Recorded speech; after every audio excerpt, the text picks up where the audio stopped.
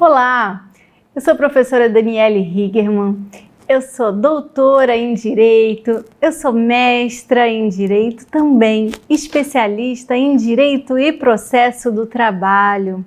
Sou advogada há mais de 18 anos e também leciono há quase isso. E eu venho agora aqui, nesse vídeo, compartilhar com você um pouquinho da minha experiência enquanto advogada. Tenho certeza e espero também que você curta todo esse ensinamento que eu vou passar para você. De antemão, é um prazer estar aqui com você nesse vídeo do IAPA.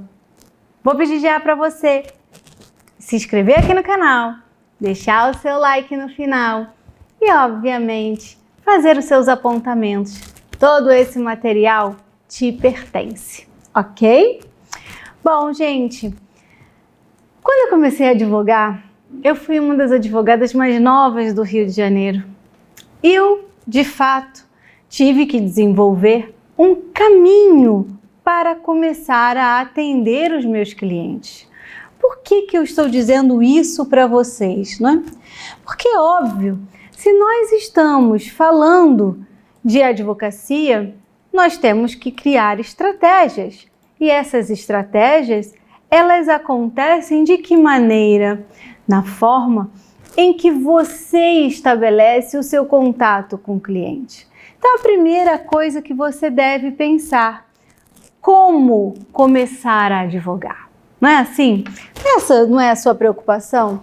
Veja, enquanto estamos lá na academia, enquanto estamos estudando, estamos pensando a todo tempo. Passar na prova da OAB, TCC, prova da OAB. Nossa, a prova da OAB parece que é o fantasma. Depois esquecemos da prova, passamos dela e aí acabou. Nunca mais esse fantasma nos assusta. TCC, mesma coisa. E aí vem de fato aquele peso. Bom, agora tudo que eu aprendi, eu tenho que começar. Senhores, é exatamente isso que eu quero te ensinar a fazer. Na verdade, te propor um caminho. O seu caminho é você que vai traçar. Mas eu, como sempre digo nas minhas aulas aqui do IAPA, com a minha experiência, não só do lado positivo, mas também com os meus desacertos, você pode aprender. Por quê? Eu vou dizer para vocês que durante esses 18 anos de advocacia, eu só tive acertos. Isso é uma utopia. Errei também bastante e ainda vou errar muito. Mas quem sabe aprender com os erros também seja vantajoso. Por isso, quando comecei a advogar, eu tinha um receio muito grande. Bom, primeira coisa, eu era já desde a graduação apaixonada pelo direito do trabalho. Lógico que, como todo e qualquer aluno de direito, a gente começa apaixonado pelo direito penal, não é assim? Quando eu entrei na faculdade, eu achava linda aquelas histórias que apareciam na minha época, gente, eu sou tão das antigas, que era do Linha Direta. Talvez você que esteja me assistindo nem lembre disso. Talvez você seja da época só do CSI, né? Também gosto do CSI. Mas o que é interessante dizer? Depois a vida prática vem te permeando e mostrando que nem sempre o direito penal vai te trazer aquela satisfação. E a satisfação de fato, quem me trouxe foi o direito do trabalho. E eu posso dizer que a plena realização como profissional veio com o direito do trabalho. Mas lá eu pensava assim, gente, e se o cliente me fizer uma pergunta que eu não sei? Medo. E se eu esquecer de fazer alguma pergunta? Vou ter que ligar para ele depois. O que o cliente vai achar de mim? Bom, se ele for na minha consulta e depois for na consulta do outro e achar que o outro sabe mais, vou perder o cliente. Todo mundo passa por isso. E aí, senhores, eu sempre digo, empatia é a palavra do momento. né? Inclusive, mostrar para o seu cliente que você está ali para abraçá-lo, para crescer juntos, que você está do lado dele. Quantas vezes eu digo para o meu cliente, olha, e até hoje, hein? Digo, você não tem esse direito. E aí eles ficam, sabe, revoltados. Mas eu vi na televisão, eu vi naquele programa da tarde, aqueles que você sabe que eu estou dizendo, né? Eu vi que eu tenho direito.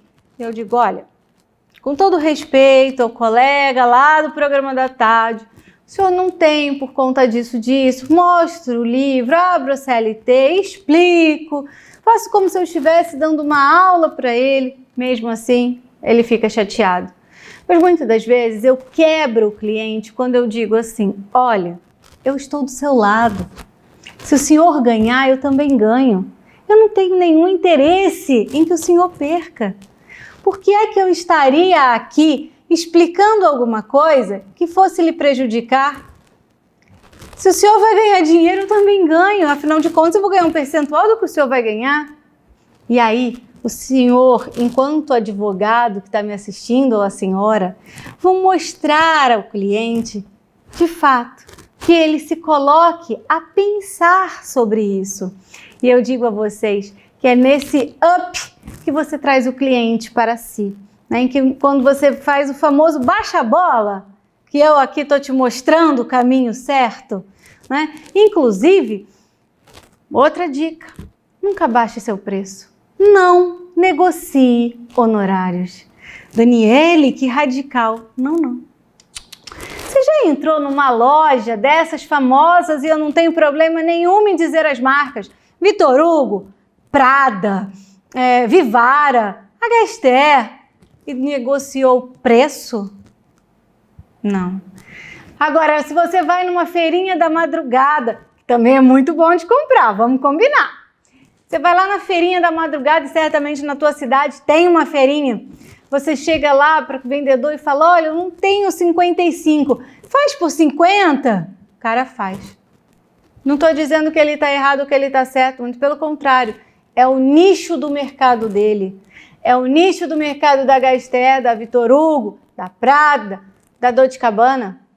As pessoas pagam também pelo que elas entendem valer a pena. Pode até não valer, mas elas pagam. Então se valorize. O que eu indico para você de início de conversa? No primeiro momento, depois de conversar com o cliente, explicar o direito, explique claramente qual é a sua proposta de honorários. E de antemão, não vai ficar com aquele milindre. Ai, Daniele, fico com uma vergonha de cobrar, não sei cobrar, eu acho. Não, gente, para tudo. Vivemos do quê? Honorários. Aí você vai ter vergonha de cobrar honorários? Não. Cobramos honorários, vivemos de honorários e o cliente sabe que quando vai te procurar, ele tem que te pagar. Então não tem que ter milindre. Tem que chegar para o cliente, até porque ele está esperando isso de você, e dizer, olha, cliente, vamos falar então da parte dos honorários? Seja claro, conciso e objetivo, sem rodeios. O meu preço é de 30% do êxito, ou seja, tudo que você ganhar, 30% vai ficar de honorários. Esse valor está condicionado ao seu sucesso no processo. Se o senhor ganhar, eu ganho. Se o senhor perder, o senhor não me paga. Mas o senhor, se perder, pode ser que pague a sucumbência recíproca. Explique para ele o que é. Pode ser que o senhor tenha que pagar as custas processuais. Explique. As despesas processuais, quem é que vai pagar? O seu escritório vai arcar ou é o cliente? Negocie isso tudo. E diga claramente para ele, olha, tudo isso nós vamos colocar num contrato. Não deixe o seu cliente levantar da cadeira sem 2 documentos. Contrato de honorários e procuração. Se ele levantar da cadeira sem procuração e contrato de honorários, a chance dele não voltar é grande. Sabe por quê? Ele vai ser o primeiro a dizer, não assinei documento nenhum. Agora, a partir do momento em que ele sai dali e já assinou procuração, ele sabe que tem um vínculo com você. Então, eu já te convido a esta reflexão. Se você vai cobrar um valor fixo, não se esqueça, você deve cobrar a tabela da OAB do seu estado. O que eu, Daniele, faço? Um discurso vaselina. Da seguinte maneira.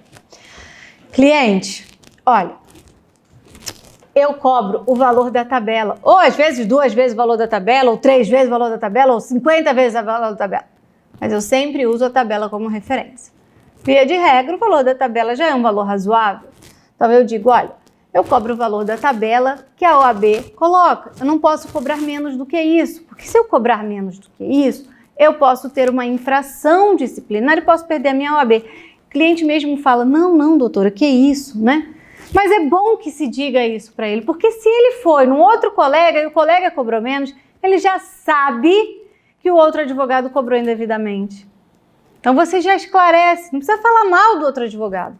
Você já vai dizer, olha, se eu cobrar menos que isso, é uma infração disciplinar. E eu não posso perder a minha OAB e meus anos de estudo. Então, olha, aí abre na tela do seu computador a tabela. Vamos abrir juntos aqui? Mostre para ele, grifa lá o valor, né? Mostra, olha, o valor é R$ 3.199. Aí o cliente vai achar caro, óbvio, qualquer pessoa vai achar honorários caros. Por quê? Porque é à vista. Mas o que é que a tabela deixa você fazer? Negociar honorários. Então não negocie o valor, negocie a forma de pagamento.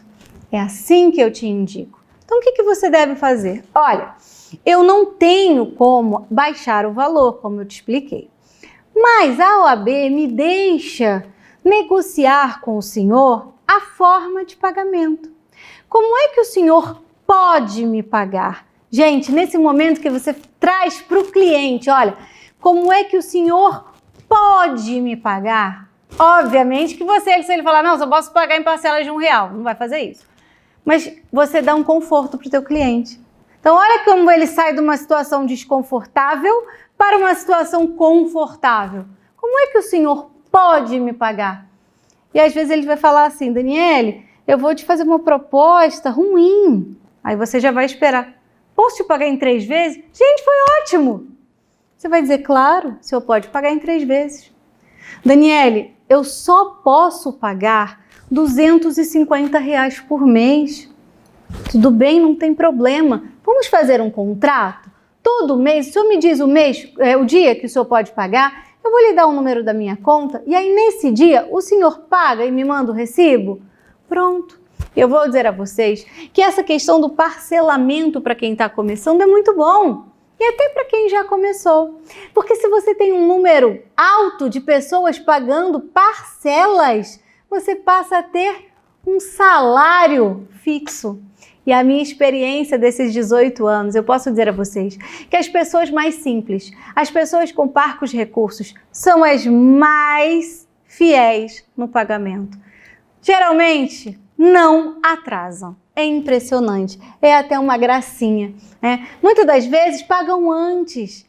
Se sobra um dinheirinho a mais, pagam adiantado.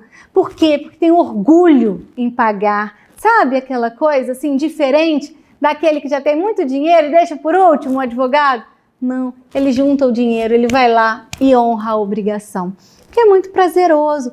Então eu não tenho problema nenhum em dizer para vocês que muitas das vezes, até hoje, e eu vou dizer a vocês que tenho clientes de 8 a 80, né, em qualidade e quantidade. Então, eu estou dizendo de qualidade financeira, ok? Não estou dizendo com relação à pessoa, né? Porque acho que todos são iguais perante a lei. E mesmo que a lei não dissesse, somos todos iguais. Mas eu estou falando em relação à situação econômica, né? Tenho clientes muito pobres e tenho clientes muito ricos e nesse meio caminho também tenho. Tenho clientes que me pagam R$200 por mês, mas pagam. E tenho clientes que pagam à vista. Não tem problema. A forma do trabalho é a mesma. Mas você vai ter aquele cliente para si. É melhor do que perder o cliente. Concorda comigo?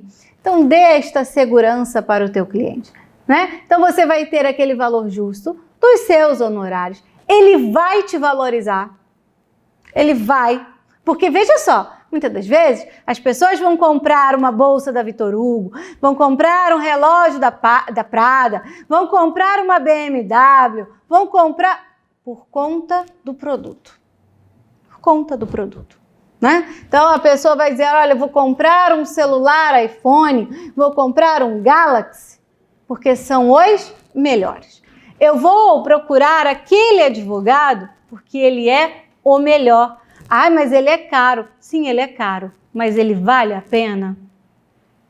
Aquela calça jeans é cara, mas é muito boa. Levi's é um exemplo. A calça da Levi's é cara, muito, mas ela é muito boa. Quantas pessoas não vão lá e compram, né? Não pelo preço só, né? Porque o preço é altíssimo, mas pela qualidade e pela confiabilidade da marca. Faça você a sua marca. Bom, dito isso, eu quero te chamar a fazer uma boa entrevista. Por quê? Lembra quando eu disse assim, eu tinha medo de esquecer de fazer uma pergunta, eu tinha medo dele falar, mas ele não me perguntou isso, me achar menos capaz que um outro colega, né? E aí você está acompanhando comigo os slides que eu já deixei para você aqui nessa tela, para que você possa fazer comigo as perguntas certas, para que você não esqueça de perguntar nada. Então, essas perguntas que eu vou colocar aqui para você, elas vão te dar a real noção do que você deve perguntar na entrevista. Gente, o que é que eu faço, tá? E aí, os anos de experiência também me mostraram isso, e como eu digo a vocês, eu estou contando meus erros e meus acertos. Muitas das vezes, os clientes chegam lá e falam, não falei isso, Daniele. Você acredita que o cara, eu já passei por isso, então, gente. Falei, como é que é? O senhor não disse que não falou isso para mim? Tá assinado aqui. Então, esta entrevista que está aqui, que você está assistindo, o que que eu faço? O que que eu fiz, na verdade? Eu transformei num formulário do Word mesmo, né? Com o timbrado do meu escritório, passei as perguntas e aí no final eu coloco data, assinatura do cliente e a minha. Assino e ele assina também. Por quê? Porque se ele estiver mentindo, se ele depois falar em juízo que não falou determinada coisa, a assinatura dele está ali, ó. Ele não vai poder imputar a mim nenhuma responsabilidade. E hoje, a responsabilidade por perda de uma chance, a responsabilidade profissional é muito grande. Então, cuidado com esse tipo de cliente. Acontece? Acontece. Daniele, os clientes são ruins? Não. Não, muito pelo contrário. Mas acontece que vamos dizer assim, aquela exceção, ela precisou ser trabalhada. Por isso é que eu estou te chamando a atenção, né? Vamos dizer assim, no universo de 100 clientes, um dá problema. Mas esse um que te dá problema vai te tirar o sono. Por que você vai vender o seu sono assim aleatoriamente? Não é o caminho, tá? Então, primeira coisa, qualificação das partes. Qualificação das partes de acordo com o CPC de 2015. Por quê? Qualificação na ordem que nós já estamos acostumados a fazer. Nome, nacionalidade. Então lá, né? Daniele Higerman Ramos Damião, brasileira, estado civil, casado, profissão, advogado. Cuidado, desempregado, aposentado não são profissões. Desde quando aposentado é profissão? Desde quando desempregado é profissão? Não é, ok? Então tá lá. Não esqueça do endereço eletrônico. Por quê? Porque agora o novo CPC pede isso. Então tem que colocar lá. Qualificação da reclamada. Porque lembrando que a empresa ela é citada por edital. Se não for o caso de uma citação postal, nós não temos oficial de justiça. No primeiro momento, na Justiça do Trabalho. Então, na Justiça do Trabalho, o que eu tenho? Citação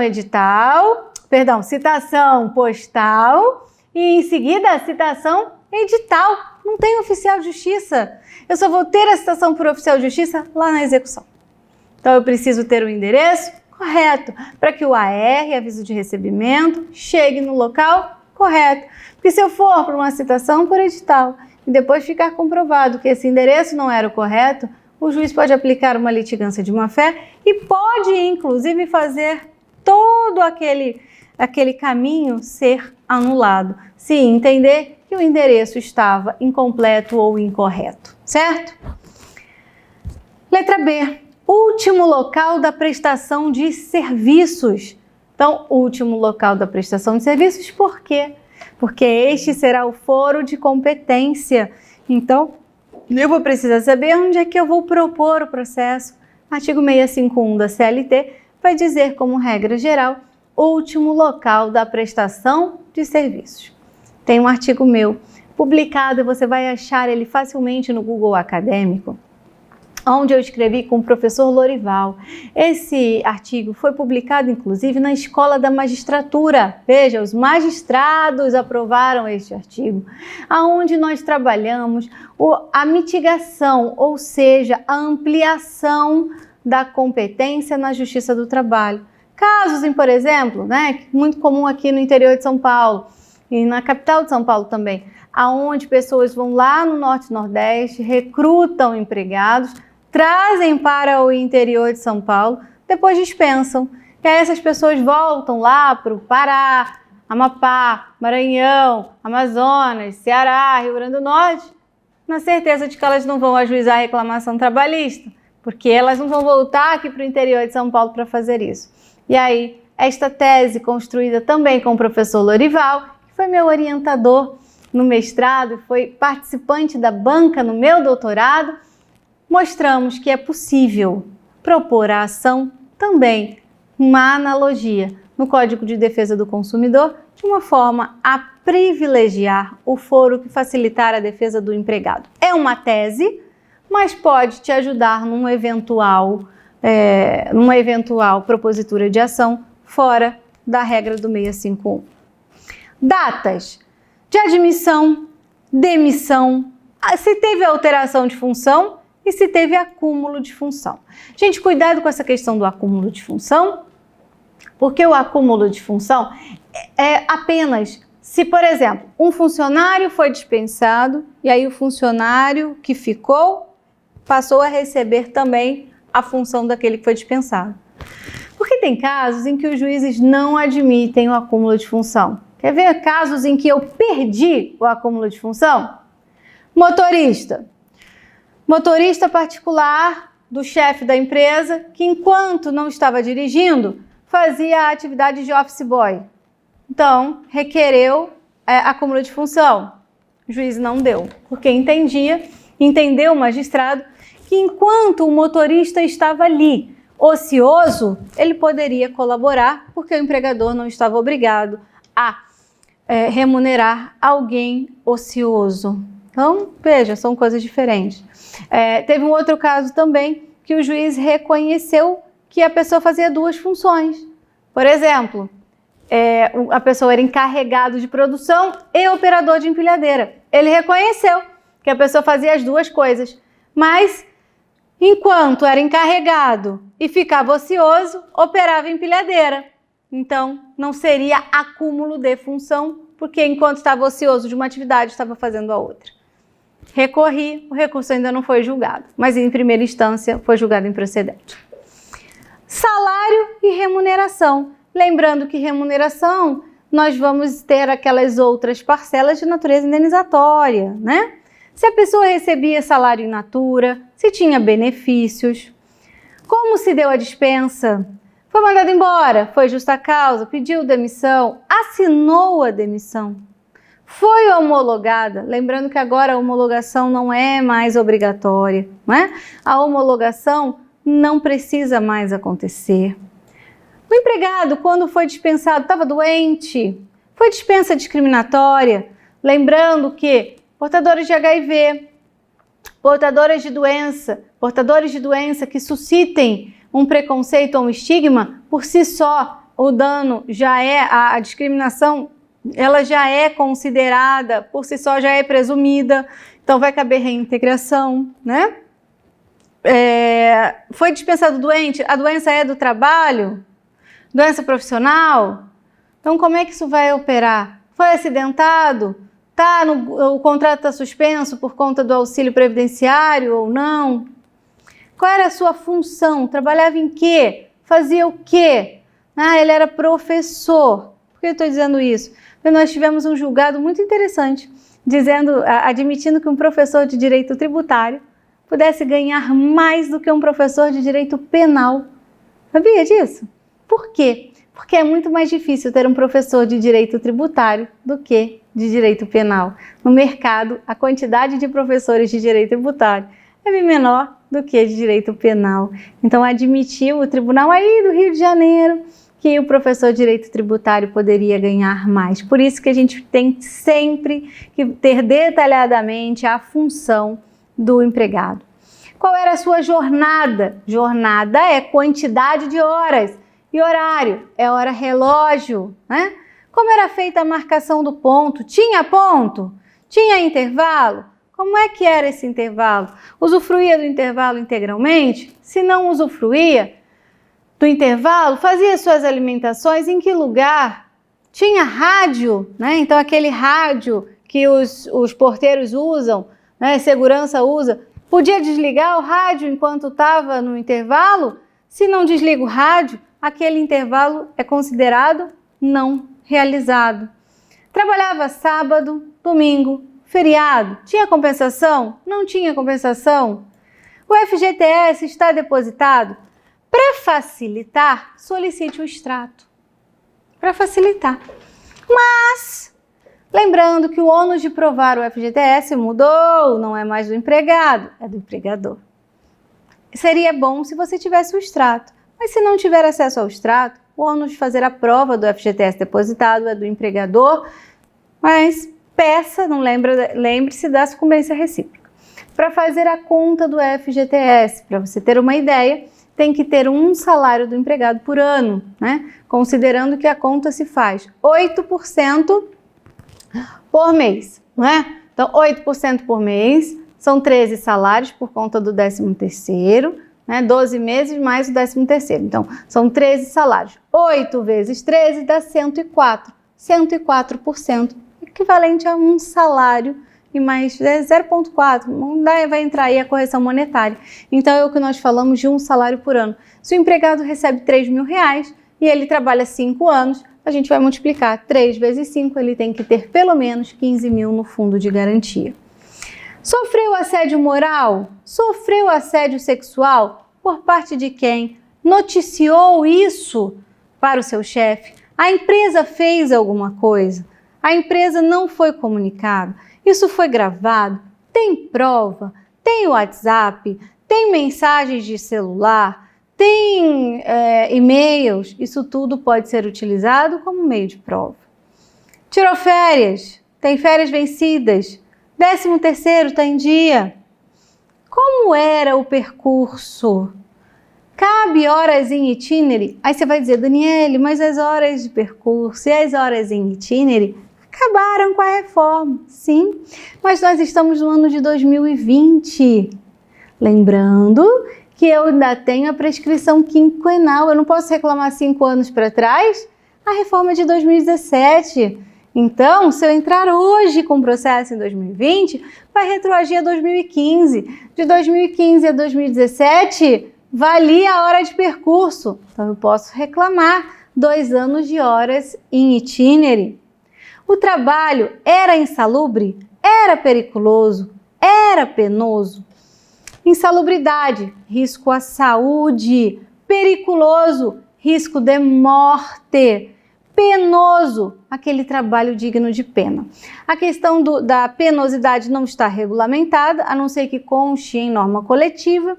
E lembrando que tudo que é periculoso é insalubre, né? Insalubridade, nós vamos ter 3 graus, 10, 20 e 40. E a periculosidade, 30% sobre o salário base, ok? Agora, cuidado, a gente não fala risco de vida, é risco de morte. Pessoa, se ela for levar um choque e for eletrocutada, ela não corre o risco de viver novamente. Ela corre o risco de morrer. Então, o risco é de morte.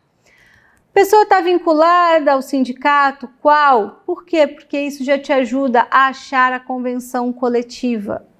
Tinha diferenças salariais, equiparação salarial, então tinha um colega que recebia mais e exercia a mesma função.